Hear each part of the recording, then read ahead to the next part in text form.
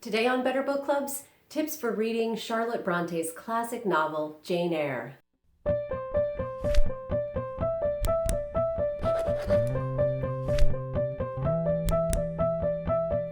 I first read Jane Eyre when I was a teenager, and I read it again a couple of years ago, and I enjoyed it both times. Probably a little bit differently the second time than I did the first, but for sure, this is a great choice for book clubs. So today I'd like to give you a couple of tips on having a successful reading of this classic novel. Jane Eyre was published in 1847 by Charlotte Bronte. She's the sister of Emily Bronte, who's famous for the novel Wuthering Heights. So this is a power pair, these two sisters writing these two incredible novels of the time that actually continue to be considered classics of British literature today. So of course, one of the challenges you're going to face as a book club and as a reader is reading this 19th century prose, which tends sometimes to feel slow to us.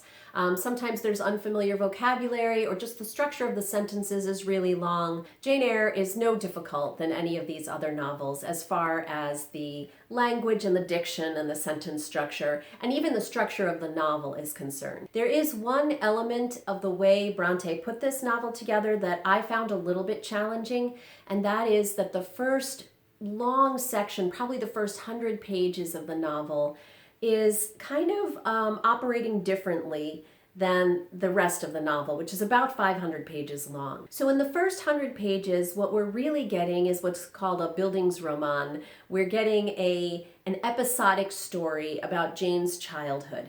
And from the very first page, Bronte sets it up so that we feel empathy, or at least sympathy for Jane. We connect with her, and we want her to succeed. So the very first scene starts, she's living with her uncle's family because she's been orphaned, and her aunt doesn't really like her. Her cousins are being spoiled. And so we're told from the very beginning that her aunt says to her that she really must exclude me from privileges intended only for contented, happy little children.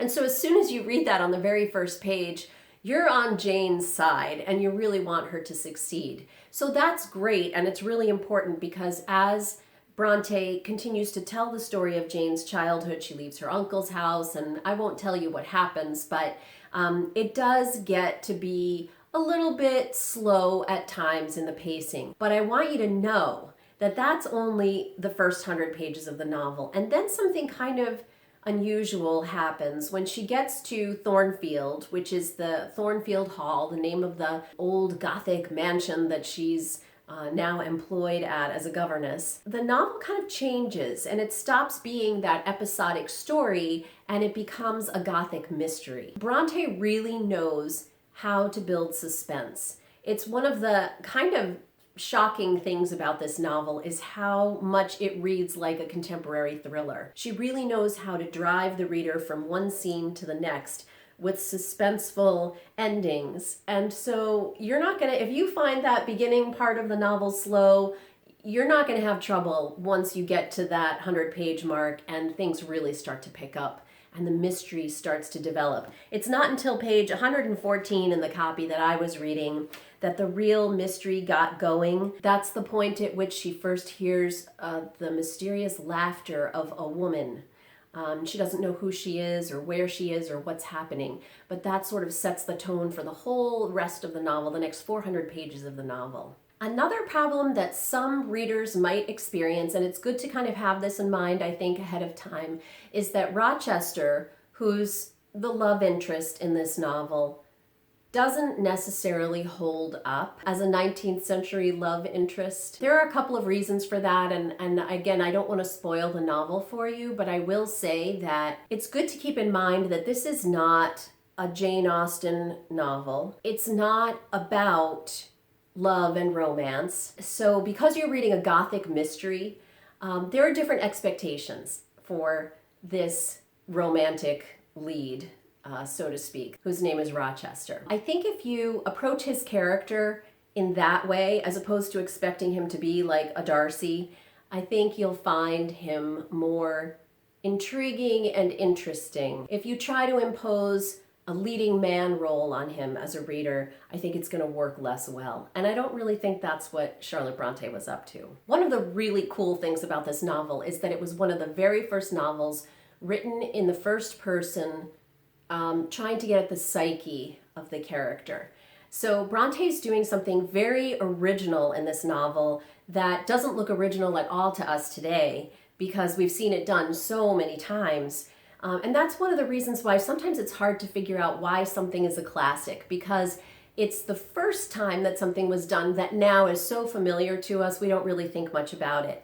But that's another good thing to know about this novel, and maybe talk about with your book club, is how Bronte pulls this off, and to think about how impressive that is, that she is doing this really without much of a role model behind her. She's really forging out on her own with this first person psychological narrator, and trying something different. And when you read the novel through that lens, understanding that that's what she's doing, that also makes it a more exciting read. Jane is also just a really likable character, and I sometimes chafe against conversations about, did you like this character or not?